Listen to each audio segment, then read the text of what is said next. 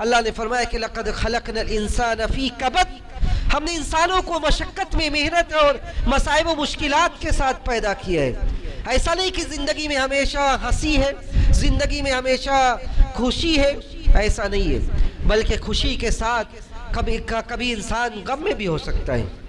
اور انسان جب غم میں ہو تو انسان غم میں ہونے کے بعد کیا کرے؟ پیارے رسول نے جو باتیں کہی وہ دلوں کو جھنجھوڑ دینے والی ہے۔ صحابہ اکرام نے سے آپ نے فرمایا کہ لقد اوذیت فی اللہ وما یوذی احد ولقد خفت فی اللہ وما یخاف بہ احد، مجھے اللہ کے سلسلے میں جتنی اذیت دی گئی اتنی اس دنیا میں کسی کو نہیں دی گئی۔ حضرت حمزہ رضی اللہ تعالیٰ عنہ شہید ہو جاتے ہیں، جو قریبی تھے، جو آپ کے ساتھ تھے۔ حضرت حمزہ کی شہادت، وہ بھی ایسی شہادت، اندازہ کیجئے کہ انسان کے لیے غم کب ہوتا ہے، کب وہ غمگین ہوتا ہے۔ حمزہ کی شہادت ایسی شہادت کہ عبداللہ ابن مسعود کہتے ہیں کہ میں نے نبی کو روتے ہوئے دیکھا لیکن اتنا روتے ہوئے کبھی نہیں۔ علیکم ورحمۃ اللہ وبرکاتہ۔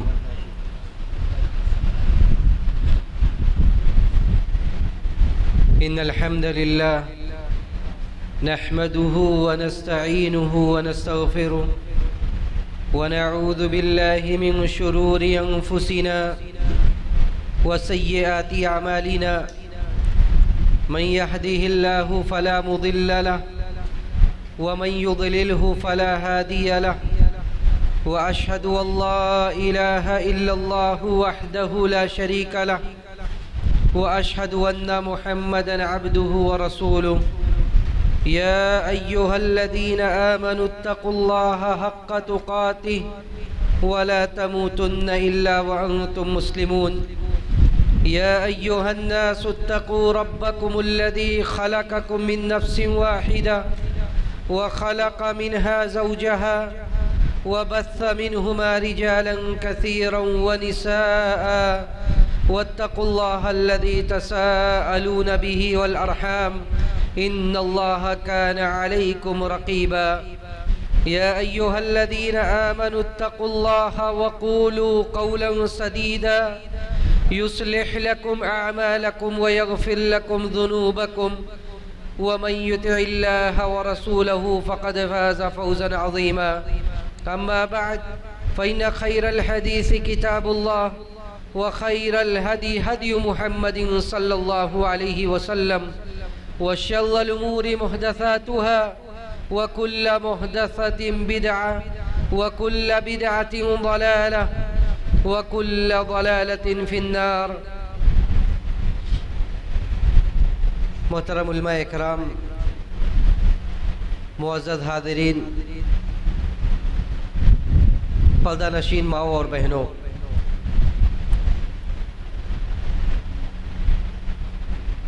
اس دنیا کی تاریخ میں ہر زمانہ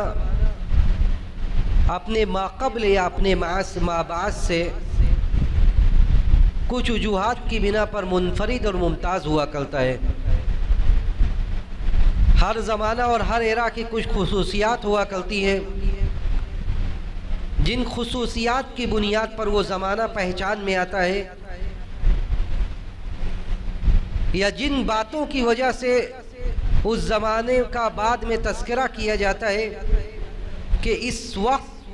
یا اس زمانے میں ان چیزوں کا چرچا تھا، یا یہ باتیں بہت زیادہ عام تھیں، یا یہ مصیبتیں، دوسرے لفظوں میں کہا جائے کہ یہ مصیبتیں بہت زیادہ تھیں۔ اگر آج کے اس دور یا اس زمانے کی بات کی جائے تو جہاں ایک طرف ہم یہ کہتے ہیں کہ آج سائنس اور ٹیکنالوجی اپنی انتہا کو پہنچی ہوئی ہے، ترقیاں اتنا زیادہ ہے کہ لوگ چاند پر کمندے ڈال رہے ہیں، دوریاں سمٹ چکی ہے،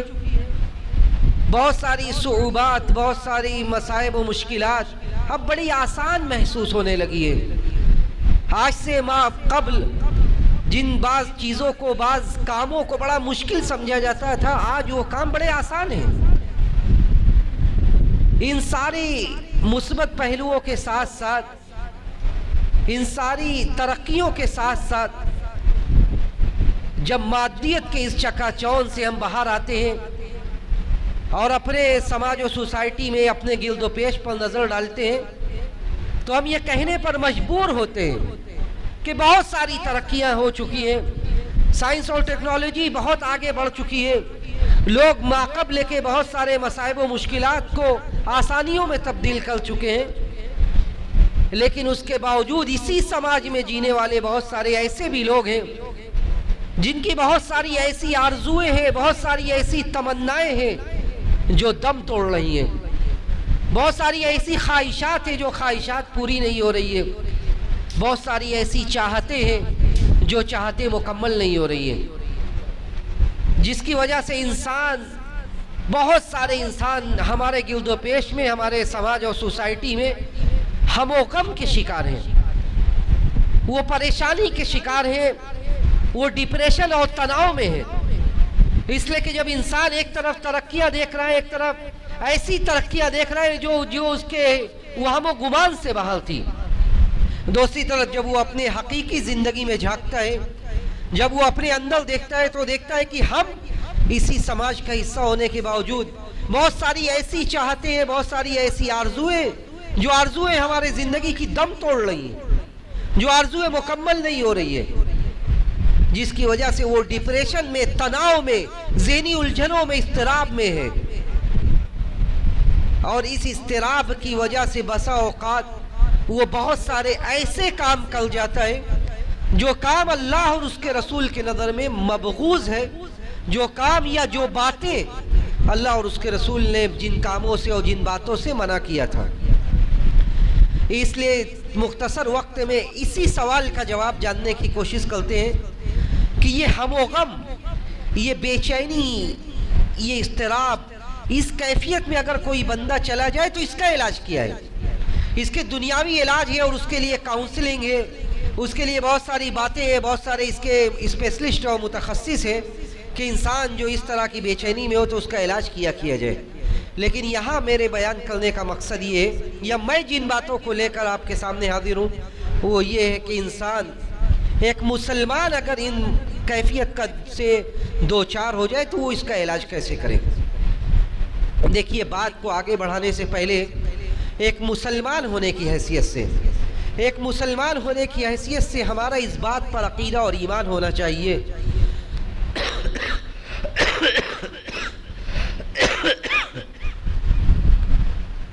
ہمارا اس بات پر عقیدہ اور ایمان ہو کہ اللہ نے ہمیں اس دنیا میں زندگی دی ہے تو زندگی میں استقرار نہیں، ایسا نہیں ہے کہ ہمیں جو نعمتیں ملی ہے وہ نعمتیں ابدی اور دائمی ہو گئی اس دنیا میں، یا ہمارے جو حالات ہیں وہی حالات ہمیشہ رہیں گے، بلکہ زندگی میں اتل پھتل، اتار چڑھاؤ، اپ ڈاؤن یہ ہوتا رہتا ہے۔ ایسا نہیں ہے کہ آج اللہ نے ہمیں مال و منال سے نوازا ہے تو ہماری ساری نسلیں، ساری اولادیں، ساری مال و منال والی ہی رہیں۔ اگر ہمیں اللہ نے صحت و عافیت سے ہمکنار کیا ہے تو ہم بھی صحت و عافیت والے ہوں، ہمارے اولاد بھی، ہمارے بیوی بچے سب صحت و عافیت والے ہوں، ایسا نہیں ہے، بلکہ زندگی میں اتار چڑھاؤ، اتل پھتل یہ ہوتا رہتا ہے۔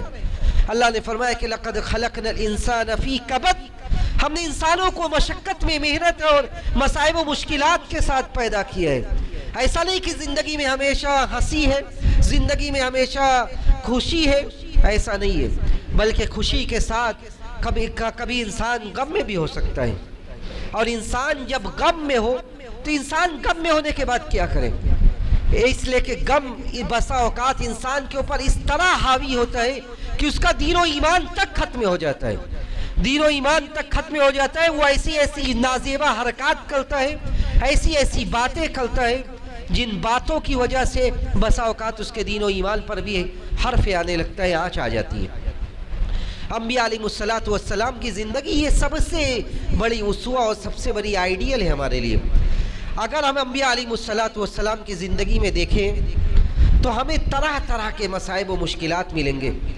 طرح طرح کے مصائب و مشکلات ملیں گے، کہیں تکذیب و عناد ہے، کہیں لوگ جھٹلا رہے ہیں، کہیں صحت و عافیت کا مسئلہ ہے،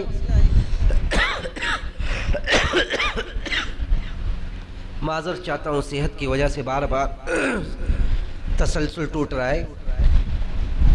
کہ اگر انبیاء علیہ السلام کی زندگی میں ہم دیکھیں تو طرح طرح کے مصائب و مشکلات ہیں، کہیں تکذیب و عناد کا مسئلہ ہے، کہیں صحت و عافیت کا مسئلہ ہے، کہیں رزق کا مسئلہ ہے، کہیں اپنے بیگانے نظر آ رہے ہیں، ایک نبی 900 سال تک تبلیغ کرتا ہے اور اس کے ہاتھ پر ایمان لانے والے کتنے لوگ ہوتے ہیں؟ اپنے گھر کے لوگ، اپنا بچہ ایمان نہیں لاتا ہے۔ ایک نبی، نبوت کا مسئلہ یہ نہیں ہے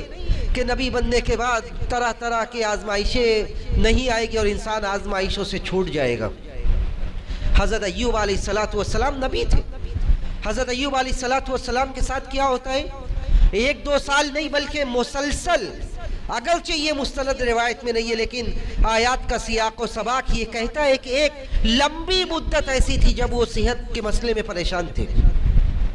اللہ نے فرمایا کہ وہ ایوب اذ نادى ربه انی مسنی الضر وانت ارحم الراحمین۔ ذرا ایوب کو یاد کرو،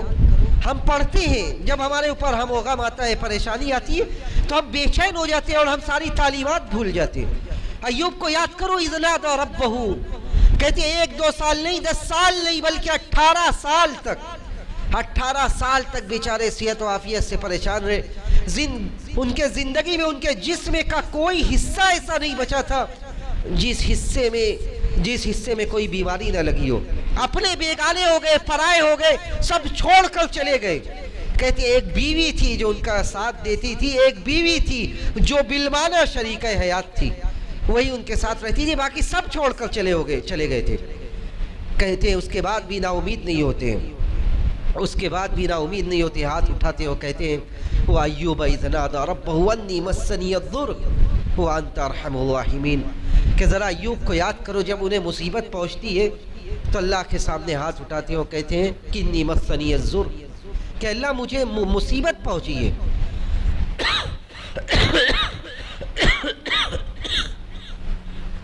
کہتے ہیں مجھے مصیبت پہنچی ہے اور تو بہت زیادہ رحم کرنے والا ہے، اے اللہ تو بہت زیادہ رحم کرنے والا ہے۔ اللہ کے سامنے ہاتھ اٹھاتا ہے جب بندہ تو اس کے دعائیں کہاں تک پہنچتی ہے؟ خاص طور سے وہ بندہ جو پریشان ہو، خاص طور سے وہ بندہ جو رنجیدہ ہو، وہ بندہ جو مغموم ہو،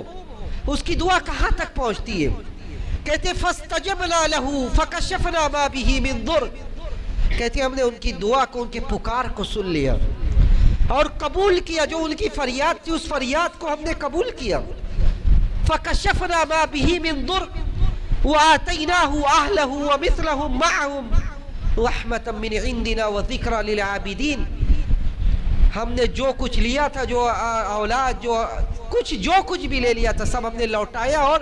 دگنا لوٹایا، اس سے زیادہ لوٹایا جو ہم نے لیا تھا، اپنی خاص رحمت سے نوازتے ہوئے۔ وَذِكْرَى لِلْعَابِدِينَ، اور بندوں کے لیے جو میرے بندے، میں نے ان کے لیے اس میں نصیحت بنا دیا، ان کے لیے اس میں نصیحت بنا دیا کہ آدمی جب ایسی حالات میں وہ سوچے کہ جب ایوب کی مصیبت ٹل سکتی ہے، جب ایوب مصائب و مشکلات میں اپنے رب کے سامنے ہاتھ اٹھاتے ہیں اور ان کی مصیبت دور ہو سکتی ہے، تو جو اللہ کے بندے ہیں جو غم کی حالت میں اللہ کے سامنے ہاتھ اٹھاتے ہیں، ان کی دعائیں، ان کی فریاد کیسے رد ہو سکتی ہے؟ ان کی فریاد کیسے رد ہو سکتی ہے؟ اور سب سے بڑا اسوہ اور سب سے بڑا آئیڈیل ہمارے نبی کی زندگی، اور نبی کی زندگی میں کوئی ایسا ویسا رنج و غم نہیں تھا، کوئی ایسا ویسا غم نہیں تھا، ایسا ہم نہیں تھا، ایسی فکر نہیں تھی جس فکر سے آپ دو چار نہ ہو۔ ایک طرف اپنے، جیسے ہی آپ نے کلمہ توحید کا اعلان کیا، سارے اپنے بیگانے ہو گئے، سارے اپنے جھٹلانے لگے، سارے اپنے تکذیب اور عناد کے در پہ ہو گئے، اور جو بھی ایذا رسانی کے جو بھی راستے سے، جو بھی تکلیف پہنچانے کا جو بھی طریقہ ہو سکتا تھا، سارے طریقوں کو اپنایا۔ پیارے رسول نے جو باتیں کہی وہ دلوں کو جھنجھوڑ دینے والی ہے۔ صحابہ اکرام نے سے آپ نے فرمایا کہ لقد اوذیت فی اللہ وما یوذی احد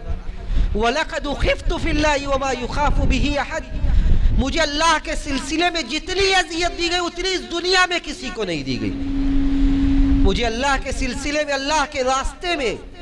جتنی اذیت اور جتنی تکلیف دی گئی، اتنی تکلیف اور اتنی اذیت کسی کو نہیں دی گئی ہے۔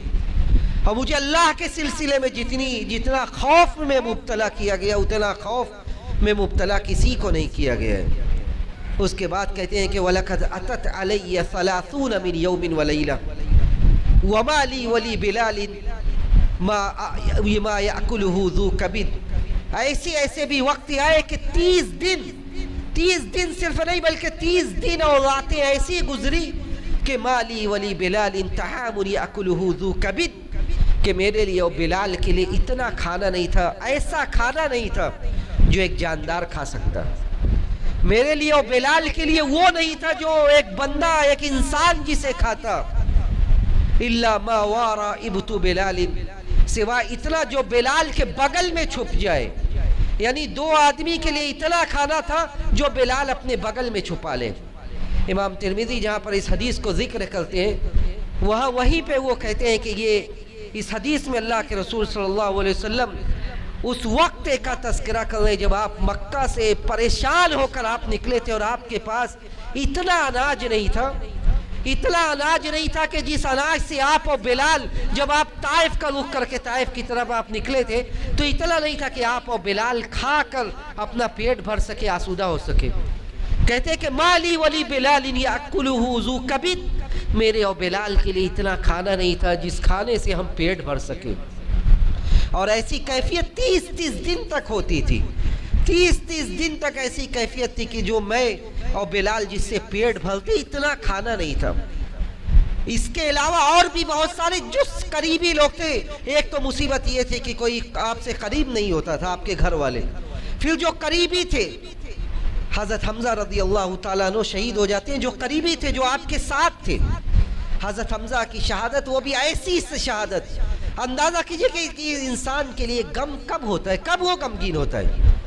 حمزہ کی شہادت ایسی شہادت کہ عبداللہ ابن مسعود کہتے کہ میں نے نبی کو روتے ہوئے دیکھا لیکن اتنا روتے ہوئے کبھی نہیں دیکھا، کہتے کہ اتنا روتے ہوئے کبھی نہیں دیکھا۔ جب حضرت حمزہ شہید ہوئے اور آپ نے ان کی نعش کو دیکھا، ان کی لاش کو دیکھا، اور آپ جس طرح زار و قتال رونے لگے اتنا روتے ہوئے ہم نے آپ کو کبھی نہیں دیکھا۔ اتنا کچھ ہوتا ہے، اتنا کچھ ہوتا ہے، لیکن یہ ہم و غم آپ کے اندر اتر جائے، یہ ہم و غم آپ کے شخصیت پر اثر کرنے لگے، اس کی وجہ سے آپ کچھ ایسی باتیں کرنے لگے یا آپ کوئی ایسا کام کرنے لگے یا آپ مایوسی کی باتیں کرنے لگے، ایسا کبھی نہیں ہوا، ایسا کبھی نہیں ہوا، اس لیے کہ ایسا ہو کیسے سکتا تھا۔ اللہ نے آپ سے کہا کہ الم نشرح لک صدرک، اے نبی ہم نے آپ کے دل کو نہیں کھولا ہے۔ یعنی انسان جب اللہ کے دین پر لگتا ہے تو اس کے دل میں انشراح پیدا ہوتا ہے، اس کے دل میں کشادگی ہوتی ہے دین کے کاموں کے لیے۔ جب وہ دین پر چلتا ہے، دین کے لیے آگے بڑھتا ہے تو اس کے پائے ثبات میں لغزش نہیں آتی، اس کا استقامت میں ہلچل برپا نہیں ہوتی۔ وہ جب آگے بڑھ جاتا ہے توحید کے راہ پر، جب وہ کسی اچھے کام کو لے کر آگے بڑھ جاتا ہے تو وہ پھر پیچھے مڑ کر نہیں دیکھتا، وہ یہ نہیں دیکھتا کہ دنیا والے یہ کیا کہہ رہے، وہ یہ نہیں دیکھتا کہ آگے کیا ہوگا، بلکہ اس کے دل میں ایک انشراح پیدا ہوتا ہے، اس کے دل میں ایسی کشادگی پیدا ہوتی ہے جس کی کشادگی کے بعد کسی طرح کا ہم و غم نہیں ہوتا ہے، کہ جس کشادگی کے بعد انسان رنجیدہ و کبیرہ خاطر نہیں ہوتا۔ تو اللہ نے کہا کہ کیا ہم نے آپ کے دل کو نہیں کھولا ہے؟ اور آگے آیت کی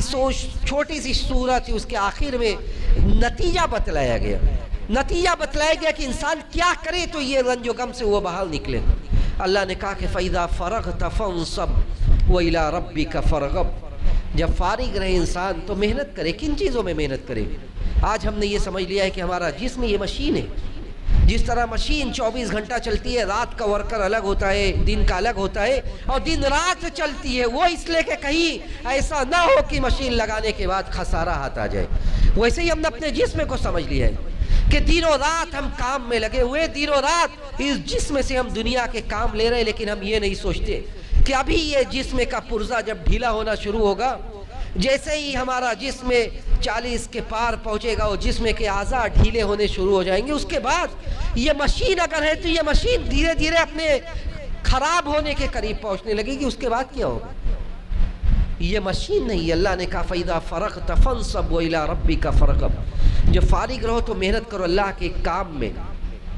اللہ کے کام میں۔ اللہ نے جو کام بتلایا ہے، جو دین، جو عبادت، جو شریعت، جو اللہ کی رضا اور اس کے خوشنودی کے کام ہے، اس میں آگے بڑھو۔ فَإِذَا فَرَغْتَ فَانْصَبْ وَإِلَىٰ رَبِّكَ فَارْغَب، اپنے رب کی طرف مائل رہو، اپنے رب کی طرف۔ جب اسی لیے ہم و غم سے نکلنے کا اگر ہم خلاصہ دیں تو ہم و غم سے نکلنے کا سب سے بڑا راستہ یہ کہ انسان عبادت کے لیے وقت نکالے، انسان عبادت کے لیے وقت نکالا ہے۔ اگر دنیا میں آپ سے یہ کہا جائے کہ کوئی آدمی غمگین ہے، اس سے یہ کہا جاتا ہے کہ جس وجہ سے غم ہے اس کو بھول کے رکھو، اس کو بھول کے رکھو۔ اس کو آدمی کیسے بھولائے؟ کوئی آدمی بھولنے کے لیے گانے بجانے میں لگا ہوا ہے، کوئی آدمی بھولنے کے لیے ہر وقت موبائل میں لگا ہوا ہے، کوئی آدمی بھولنے کے لیے ٹیلی ویژن میں لگا ہوا ہے، کوئی آدمی بھولنے کے لیے دنیا کی رعنائیوں میں گم ہے، گم ہونے کی کوشش کر رہا ہے کہ وہ ڈپریشن سے باہر آ سکے۔ اللہ نے کہا کہ فَإِذَا فَرَغْتَ فَانصَبْ وَإِلَىٰ رَبِّكَ فَارْغَب، اپنے رب کی طرف جھکو۔ عبادت کے جتنے انواع و اقسام رب ذوالجلال کی قسم، اگر آپ اس میں اپنا وقت لگائیں گے، آپ کے دل میں جو انشراح ہوگا، آپ کے دل میں جو سکون ہوگا، آپ کے دل میں جو اطمینان ہوگا، وہ دنیا کے کسی بھی راہ میں نہیں ہے، وہ اطمینان دنیا کے کسی بھی راہ میں نہیں ہے۔ اور جب ایک انسان اس راہ میں سکون و اطمینان تلاش کرتا ہے تو پھر اسے جو سکون ملتا ہے وہ پھر دنیا کے کسی چیز میں نہیں مل سکتا۔ تو عبادت کے سارے انواع اقسام میں جو سکون ہے، وہ سارے انواع اقسام میں غم کا جو علاج ہے وہ کسی بھی جگہ نہیں ہے۔ اسی لیے نبی علیہ السلام نے بہت سکھلایا، جو عقیدہ کی بنیادی باتیں تھیں ان میں بتلایا گیا۔ جب آپ اس سے زیادہ غم کیا ہو سکتا ہے کہ ایک انسان بسا بسایا گھر اجاڑ دیا جائے، بسا بسایا گھر اجاڑ دیا جائے، بلکہ صرف گھر نہ اجاڑا جائے، وہ جگہ، وہ بستی، وہ شہر جس کو آباد کیا ہے، جہاں اپنے بچپن کو گزارا، جوان ہوئے، جہاں رشتہ دار، قرابت دار، احباب، اعزاء سب ہیں، ایسا ماحول کریٹ کیا جائے، ایسا ماحول برپا کر دیا جائے کہ وہ سب جو ساری چیزیں آپ کو چھوڑنا پڑ جائے، اور پھر وہ جگہ بھی ایسی ہو جہاں آپ کا دل لگا ہوا، وہ جگہ بھی ایسی ہو جو اللہ کے نظر میں سب سے محبوب جگہ ہو، وہ جگہ بھی ایسی ہو جو اس جگہ پہ دین و شریعت بھی نہ کہتی ہو کہ وہ جگہ چھوڑی جائے، لیکن ماحول ایسا برپا کر دیا جائے کہ وہ جگہ چھوڑنا پڑے۔ یہ کتنا غم کا وقت ہوتا ہے۔ اور صرف یہ نہیں کہ عزت سے آپ کو دور کیا جا رہا ہے کہ آپ چھوڑ کے چلے جائے، بلکہ ننگی تلواریں آپ کا انتظار کر رہی ہے، آپ گھر سے نکل نہیں سکتے، ننگی تلواریں آپ کا انتظار کر رہی ہے کہ آپ نکلے اور آپ کو مار دیا جائے۔ آپ نکلتے ہیں، ایسی حالات میں آپ نکلتے ہیں، آپ ایسی حالات میں نکلتے ہیں، لوگ تلوار لے کر انتظار کر رہے ہیں، لیکن جب انسان اللہ سے لو لگاتا ہے تو کیا ہوتا ہے؟ وَجَعَلْنَا مِن بَيْنِ أَيْدِيهِمْ سَدًّا وَمِن خَلْفِهِمْ سَدًّا فَأَغْشَيْنَاهُمْ فَهُمْ لَا يُبْصِرُونَ، ہم نے آگے پیچھے ایسی دیوار بنا دیا کہ تلواریں دھری کی دھری رہ گئی، سارے منصوبے اور سارے پلاننگ دھری کی دھری رہ گئی۔ نبی نکلتے ہیں ابو بکر کی معیت میں اور پہنچ جاتے ہیں غار ثور۔ غار ثور میں کس قدر بے چینی کا وقت ہے، غار ثور میں یہ کس قدر بے چینی کا وقت ہے۔ آپ کے ساتھ آپ کا پیچھا کرتے کرتے لوگ غار ثور تک پہنچتے، اور غار ثور میں حالت یہ ہوتی کہ ابو بکر آپ سے کہتے ہیں کہ اگر کوئی آدمی، اللہ کے رسول ہم پہنچ تو گئے، ہم یہاں پہ پہنچ گئے، لیکن لو نظر احدهم تحت قدمی لابصرنا، اگر کوئی آدمی ابھی اپنے پیر کی طرف دیکھے گا، اپنے نیچے دیکھے تو ہمیں دیکھ لے گا۔ ابو بکر کہتے ہیں کہ اگر کوئی آدمی نیچے دیکھے گا تو وہ ہمیں دیکھ لے گا۔ پیارے رسول کا جملہ کیا ہوتا ہے؟ کیا بہترین جملہ ہے جو سکھلایا گیا ابو بکر سے۔ آپ کہتے ہیں کہ ما ظنک باثنین اللہ ثالثہما، اے ابو بکر تم ان دو آدمی کے بارے میں کیا سوچ رہے ہو؟ ان دو آدمی کے بارے میں تمہارا کیا خیال ہے جس کا تیسرا اللہ ہو، جس کو اللہ کی معیت، اس کی نصرت حاصل ہو، اس کے بارے میں تم کیوں سوچ رہے ہو؟ اس کا سارے ہم و غم کا علاج، اس کے سارے فکرے کی ذمہ داری اللہ نے لی ہے۔ ہم غار ثور میں پہنچ گئے، اگر کوئی اپنے قدم کی طرف دیکھے تو ہمیں دیکھ لے گا، لیکن ہمارا عقیدہ اور ایمان ہے کہ اللہ ہمیں ہر حفاظت کرے گا۔ ما ظنک باثنین اللہ ثالثہما، اس دو کے بارے میں تمہارا کیا گمان ہے جس کا تیسرا اللہ ہے؟ اللہ نے کہا کہ لا تحزن، پیارے رسول نے کہا کہ لا تحزن ان اللہ معنا، نا امید مت ہو، غم نہ کرو، اللہ ہمارے ساتھ ہے، اللہ ہمارے ساتھ ہے، غم نہ کرو۔ تو عبادت کے جتنے انواع اقسام ہیں اس کو برتے انسان، تب آج کے زمانے کے تناؤ سے وہ باہر آئے گا۔ انسان عبادت میں وقت نہ لگائے، صرف کام کی ہائے، اس کے بعد وہ سوچے، جب اسی لیے جو بھی زندگی میں اتار چڑھاؤ آتا ہے وہ فوراً ڈپریشن میں الگ تھلگ ہو جاتا ہے، اس لیے کہ اس کا سارا ہم و غم یہ دنیا ہے، اور وہ خود کو اس دنیا میں سب کچھ آگے پیچھے جو ہو رہا ہے اس کا ذمہ دار وہ خود کو سمجھ رہا ہے، اور وہ یہ بھول گیا کہ دنیا میں جو کچھ ہو رہا ہے یہ کرنے والا اللہ ہے۔ حضرت عبداللہ ابن عباس ایک چھوٹے کم سن صحابی ہیں، عبداللہ ابن عباس سے آپ نے دین کی بنیادی باتیں بتلائی۔ دین کی بنیادی باتوں میں آپ نے عبداللہ ابن عباس سے کہا کہ یہ یقین رکھو، وَعْلَمْ لَوْ أَنَّ الْأُمَّةَ لَوْ اجْتَمَعَتْ عَلَىٰ أَن يَنْفَعُوكَ بِشَيْءٍ لَمْ يَنْفَعُوكَ بِشَيْءٍ إِلَّا قَدْ كَتَبَهُ اللَّهُ لَكَ، یہ یقین رکھو عبداللہ ابن عباس کہ اگر ساری دنیا مل کر تمہیں کوئی فائدہ پہنچانا چاہے تو وہ تمہیں کوئی فائدہ نہیں پہنچا سکتی سوائے وہی فائدہ جو اللہ نے لکھ دیا ہے. فائدہ اور نقصان کے مالک اگر دنیا والے ہوتے تو تمہیں ایک فائدہ پہنچنے والا نہیں ہوتا, اور اگر نقصان کے مالک دنیا والے ہوتے تو سارا نقصان تمہیں پہنچتا. لا يحزنك قولهم, یہ دنیا کی باتیں تمہیں غمگین نہ کرے, ان کا کام ہے غم میں ڈالنے والی باتیں کرنا. یہ دنیا کے لوگوں کا کام ہے ایسی باتیں کرنا جس سے ہم اور آپ نا امید ہوں. اللہ کے رسول سے یہ کہا جا رہا ہے لا يحزنك قولهم, ان کی باتیں آپ کو غمگین نہ کرے. یہ ایسی بات کرتے ہیں کہ آپ ڈپریس ہو جائیں, یہ ایسی بات کرتے ہیں کہ آپ ہم و غم میں چلے جائیں. تو اللہ کے رسول نے عبداللہ ابن عباس سے کہا تھا کہ یہ یقین رکھو کہ اگر سب مل کر تمہیں فائدہ پہنچائے تو فائدہ جو اللہ نے لکھا ہے وہی پہنچے گا, اور اگر سب مل کر نقصان پہنچانا چاہے تو سوائے اس نقصان کے جو اللہ نے لکھ دیا اس نقصان کے علاوہ کوئی اور نقصان تمہیں نہیں پہنچنے والا ہے. تو عقیدہ اور ایمان, توکل اور اعتماد جب اللہ کی ذات پر ہوتا ہے تو انسان جب مصیبتوں میں ہوتا ہے, جب ہم و غم میں ہوتا ہے, جب فکر میں ہوتا ہے تو وہ فکر اس کے اوپر حاوی نہیں ہوتی. اور ایسا نہیں ہوتا ہے کہ اس فکر کی وجہ سے وہ بیمار ہو جائے, اس فکر کی وجہ سے وہ ڈپریشن میں چلا جائے, اس فکر کی وجہ سے وہ تناؤ میں چلا جائے. ایسا نہیں ہوتا, بلکہ فکر آتی ہے, غم آتا ہے, لیکن غموں کے بادل یہ چھٹ آتے ہیں. کیونکہ انسان کا, ایک مسلمان کا یہ عقیدہ ہے کہ اگر زندگی ہے تو شدائد مشکلات کی آندھی تو چلے گی. اگر زندگی اللہ نے دی ہے تو یہاں مصائب و مشکلات کی آندھی تو آنے ہی والی ہے. کسی کی بھی زندگی ایسی نہیں ہے کہ وہاں صرف خوشیاں ہو, یا کسی کی بھی زندگی ایسی نہیں ہے کہ وہاں صرف غم ہی غم ہو. بڑے بڑے صحابہ, بڑے بڑے لوگ اس دنیا میں پریشان ہوئے. نبی علیہ السلام کے ایک صحابی حضرت ابو امامہ, غور سے اس حدیث کو سنیے اور اس نسخے کو اپنائیے زندگی میں. ابو امامہ رضی اللہ تعالیٰ عنہ ایک صحابی ہے. ابو امامہ مسجد میں ایسے وقت میں بیٹھے ہوتے ہیں جب مسجد میں کوئی نہیں ہوتا, نماز کا وقت نہیں ہے. اللہ کے رسول صلی اللہ علیہ وسلم کو خبر لگتی ہے. اللہ کے رسول ابو امامہ سے کہتے ہیں کہ مالی یا ابا امامہ اراک جالسا فی المسجد فی هذا الوقت. ابو امامہ کیا مسئلہ ہے, میں تمہیں اس وقت مسجد میں دیکھ رہا ہوں. ابو امامہ کیا مسئلہ ہو گیا, میں یہ نماز کا وقت نہیں ہو تم مسجد میں بیٹھے ہوئے ہو. کہتے ہیں یا رسول اللہ ہموم غلبتنی و دیون, اللہ کے رسول ہم و غم اور قرضے اتنے ہو گئے جو میرے اوپر بالکل حاوی ہو گیا ہے. قرضوں نے میری زندگی تنگ کر کے رکھی ہے, اور اس کے علاوہ اور بھی غم ہے جس کی وجہ سے میں پریشان ہوں. اللہ کے رسول صلی اللہ علیہ وسلم ابو امامہ سے کہتے ہیں کہ الا اعلمک کلمات, اے ابو امامہ کیا میں تمہیں چند باتیں ایسی نہ بتلا دوں, چند کلمات ایسے نہ بتلا دوں کہ جن کلمات کے کہنے سے تمہارے قرضے بھی ادا ہو جائے اور تمہارے غم بھی ختم ہو جائے. کہتے ہیں اللہ کے رسول بلا ضرور بتلائیے. کہتے ہیں ابو امامہ کی خود گواہی. ابو امامہ کہتے ہیں کہ اللہ کے رسول صلی اللہ علیہ وسلم نے مجھے یہ دعا سکھلائی کہ جب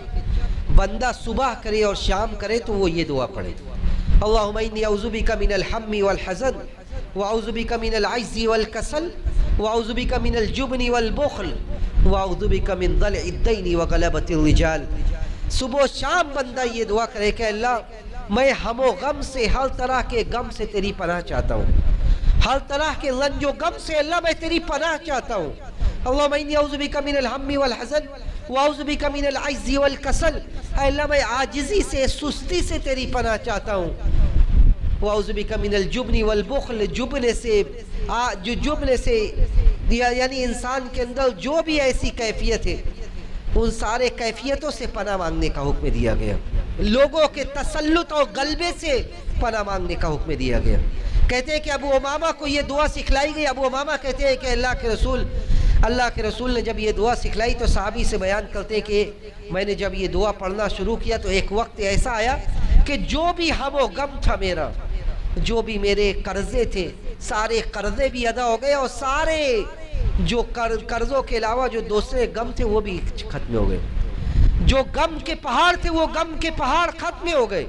اس کے علاوہ جو قرضے تھے وہ قرضے بھی ختم ہو گئے. اس لیے کہ صبح و شام یہ حکم دیا گیا کہ بندہ یہ دعا کرے کہ اللہم انی اعوذ بک من الہم والحزن واعوذ بک من العجز والکسل واعوذ بک من الجبن والبخل، کہ بندہ اللہ کے سامنے دعا کرتے ہوئے صبح کرے شام کرے۔ اس کے علاوہ دوسری بھی دعا سکھلائی گئی کہ بندہ جب صبح یہ کہتا ہے کہ حسبی اللہ لا الہ الا هو علیہ توکلت وہو رب العرش العظیم، 7 مرتبہ بندہ یہ دعا کرتا ہے جب صبح اور شام، کہتے ہیں نبی علیہ السلام کہ اللہ تعالیٰ اس کے سارے ہم و غم کا ذمہ اپنے اوپر لے رہتا ہے۔ کف اللہ ہمہ، جو بھی اس کا ہم و غم ہوتا ہے دنیا میں، اس سارے ہم و غم کی ذمہ داری اللہ لے لیتا ہے جب بندہ صبح کرتا ہے اور شام کرتا ہے۔ اس حال میں کس آدمی کو ان دعاؤں کی توفیق ملتی ہے؟ ان دعاؤں کے پڑھنے کا وقت کب ہے؟ ان دعاؤں کے پڑھنے کا وقت نماز فجر کے بعد ہے۔ تو کسے پڑھنے کی توفیق ملے گی؟ اسے پڑھنے کی توفیق ملے گی جو باجماعت فجر کی نماز پڑھے، اسے پڑھنے کی توفیق ملے گی جو وقت پر نماز کو ادا کرے، اس کے بعد وہ بیٹھا ہوا ہے، اذکار کر رہا ہے، دعائیں کر رہا ہے، اور جب 7 مرتبہ اس کے زبان سے یہ دعا نکلتی ہے کہ حسبی اللہ لا الہ الا ہو، کہ اللہ تو ہی کافی ہے میرے لیے، تیرے ہی اوپر میرا بھروسہ اور اعتماد ہے، دنیا میں جو بھی آندھی آ جائے مصائب و مشکلات کی، ان آندھیوں سے ہم ہلنے والے نہیں ہیں۔ تو جب یہ دعا کرتا ہے اللہ کہتا ہے کہ میں نے اس کے سارے ہم و غم کی، اس کے سارے مصائب و مشکلات کی ذمہ داری میں نے لے لی ہے، اور اس کے بعد سارے مصائب و مشکلات دیکھتے دیکھتے اس کے زندگی سے ختم ہو جاتے ہیں، ایسے ہی ختم ہوتے ہیں جیسے ابو امامہ نے گواہی دی اور کہا کہ سارے قرضے ادا ہو گئے، سارے غم ختم ہو گئے، جو غم جن غموں نے میری کمر توڑ کے رکھ دی تھی، جن قرضوں نے، وہ قرضے ادا ہو گئے۔ تو یہ نسخے اللہ کے رسول صلی اللہ علیہ وسلم نے کہا۔ بلال کہتے ہیں کہ جب بھی اللہ کے رسول، نبی بھی عام انسان تھے، بہت سارے مصائب و مشکلات آتے تھے، لیکن مصائب و مشکلات کا علاج دین سے کرتے تھے آپ۔ بلال سے کہتے تھے ارحنا بالصلاۃ یا بلال،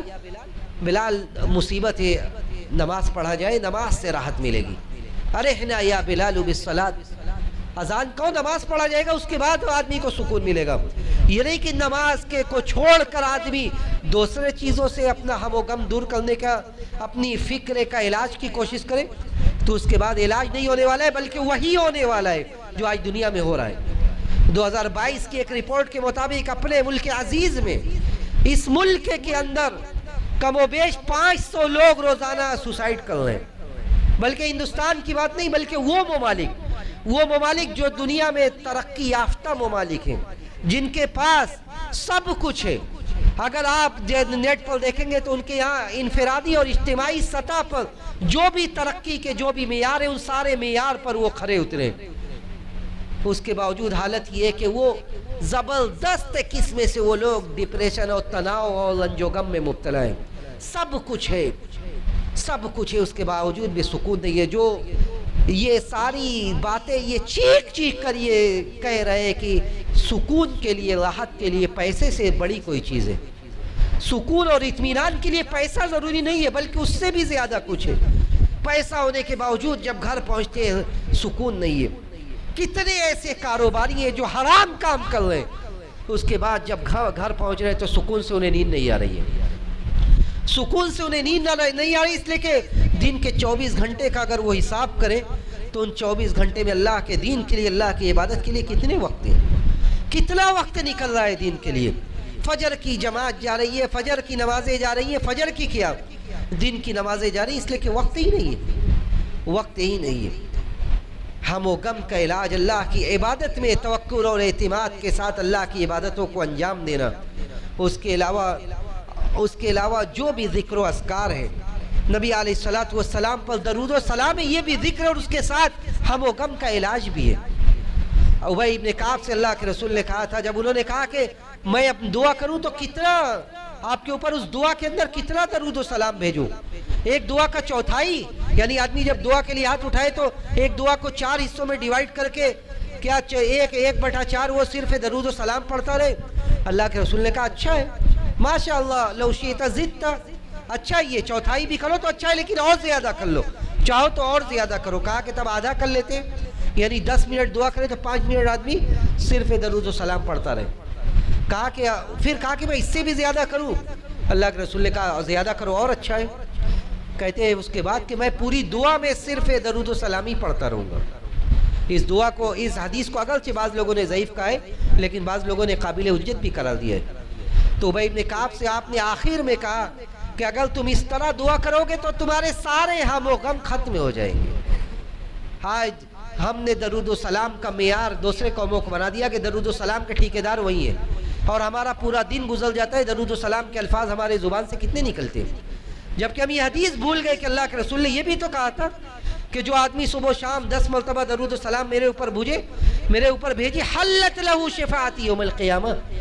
اگر آپ صبح 10 مرتبہ اور شام میں 10 مرتبہ درود و سلام اللہ کے رسول پر بھیجیں گے تو میری شفاعت اس کے لیے قیامت کے دن حلال ہے۔ درود و سلام بھیج کر آپ اللہ کے رسول کی سفارش بک کروائیے۔ آپ نے کہا کہ اگر 10 مرتبہ درود و سلام بھیجے تو میرے لیے اس کی سفارش بک ہو گئی، تو ہم یہ بھول گئے۔ تو یہ دعا درود و سلام اور دوسرے اذکار بھی ہم و غم کا علاج ہے۔ جب آدمی کہتا ہے حسبی اللہ لا الہ الا ہو، جب آدمی کہتا ہے لا الہ الا اللہ وحدہ لا شریک لہ، اس کو ایک قوت ملتی ہے کہ اس دنیا میں اس دنیا کی طاقت سے بڑی کوئی طاقت ہے، اس دنیا کی طاقت سے بڑی کوئی طاقت ہے۔ آخری بات جو کہہ کر میں بات ختم کرتا ہوں کہ آدمی اگر غم و فکر میں ہے، ہم و غم میں ہے، تو وہ یہ سوچے کہ اس کا علاج صدقات و خیرات میں بھی ہے۔ اللہ نے فرمایا کہ جو لوگ خرچ کرتے ہیں پیسہ، جو لوگ خرچ کرتے ہیں پیسہ دن و رات کے کسی بھی وقت میں، تو وہ لوگ ان کے لیے اجر بھی ہے اور ان کے لیے کوئی غم نہیں ہے۔ لہم اجرہم عند ربہم ولا خوف علیہم ولا ہم یحزنون۔ اور جاتے جاتے آخری پیغام میں یہ دوں کہ جو بھی آدمی ہم و غم میں، وہ دنیا کے سارے ہم و غم کو بھول کر، وہ دنیا کے سارے ہم و غم کو بھول کر ایک فکر کو اپنی فکر بنا لے۔ ایک فکر کو اگر وہ اپنی فکر بنا لے تو ساری فکر اس کی ختم ہو جائے۔ پیارے رسول نے یہ پیغام دیا تھا اور کہا تھا کہ من جعل الآخرۃ ہمہ، جو آدمی آخرت کو اپنا ہم بنا لے، آخرت کو اپنی فکر بنا لے، تو اللہ اس کے سارے ہم و غم کو دور کر دے گا۔ اور دنیا اس کے بعد جس دنیا کو وہ طلب کرتا تھا، آج جب آخرت کو اس نے اپنا ہم و غم بنا لیا، آخرت کی فکر میں وہ زندگی گزارنے لگے گا، تو یہ دنیا ذلیل و رسوا ہو کر اس کے سامنے آئے گی۔ ایسا نہیں کہ دنیا اسے نہیں ملے گی، دنیا ذلیل ہو کر اس کے سامنے آئے گی۔ اتتہ الدنیا وہی راغمہ۔ لیکن جو آدمی دنیا کو ہی اپنا ساری فکر بنا لے تو ایک وقت اور اس کے سارے غم، سارے دماغ میں جتنی قوتیں سب دنیا میں بھاگ رہی ہے، تو اللہ کے رسول نے کہا کہ پھر اللہ یہ پرواہ نہیں کرتا ہے کہ وہ دنیا کے کس وادی میں وہ ہلاک ہو رہا ہے۔ جب وہ سارا دماغ کی ساری بتیاں اس کی اسی لیے جل رہی ہیں کہ کہاں کہاں سے ہم دنیا کما سکتے ہیں، تو پھر اللہ بھی چھوڑ دیتا ہے اس کو، پھر اللہ اسے چھوڑ دیتا ہے کہ وہ دنیا کے کس وادی میں ہلاک ہو رہا ہے، کس وادی میں تباہ ہو رہا ہے، اللہ اس کی پرواہ کرنا چھوڑ دیتا ہے، اور اس کے ساری فکر منتشر رہتا ہے، نہ تو اسے دنیا ہی ملتی ہے نہ اسے آخرت ملتی ہے۔ اس لیے اپنے ہم و غم کا علاج کیجئے دین سے، اور اپنی ساری فکر کو آخرت کی فکر بنا لیجئے، اس لیے کہ جو آدمی آخرت کی فکر کرنے لگے گا اس کے بعد اس کی ساری فکر، سارا ہم و غم دور ہو جائے گا۔ ہم اللہ سبحانہ و تعالیٰ سے یہی دعا کرتے کہ بار الہ ہم میں جو مغموم ہیں، جو غمگین ہیں، تو دین کے ذریعے ان کے ہم و غم کو دور کر دے، انہیں دین کی طرف راغب کر دے، ہم سب کو دین پر عمل کرنے والا بنا دے۔ بار الہ ہم میں جو بے روزگار ہیں تو انہیں برسر روزگار کر دے، جو برسر روزگار ہیں تو ان کے رزق میں کشادگی نصیب فرما۔ بار الہ ہم میں جو بیمار ہیں تو انہیں ان کی بیماری سے شفائے کاملہ عاجلہ نصیب فرما، جو اس دنیا سے چلے گئے تو ان کی مغفرت فرما، ہم سب کو آخرت کی فکر کرنے والا بنا، اور جب ہمارا اس دنیا سے جانے کا وقت آئے تو ہمیں اس بات کی توفیق دے کہ ہمارا آخری کلمہ کلمہ توحید ہو۔ ربنا تقبل منا انک انت السمیع العلیم وتب علینا انک انت التواب الرحیم، وآخر دعوانا ان الحمد للہ رب العالمین، والسلام علیکم ورحمۃ اللہ وبرکاتہ۔